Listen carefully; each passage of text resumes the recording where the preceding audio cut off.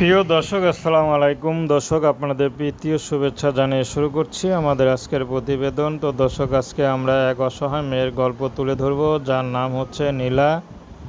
নীলার পরিবারের মধ্যে আপন বলতে কেউ নেই। নীলার শুধু ছোট একটা বোন আছে।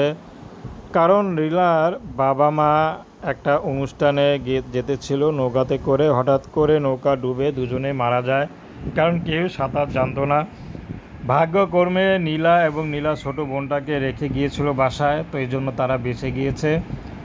তো সব কিছু হারা নীলা এখন একা একা বসে আর ভাবে আর কান্না করে, এখন কি করবে, কোথায় যাবে।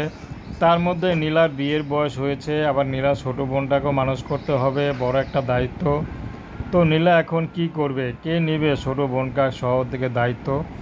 তো নীলার একটি কথা, যে নাকি সব কিছু জেনে আমার ছোটো বোন সহ আমার দায়িত্ব নেবে, সে মানুষটি যত বয়স্কই হোক তার ঘরেই নীলা বিয়ে শাদী করে যেতে রাজি আছে।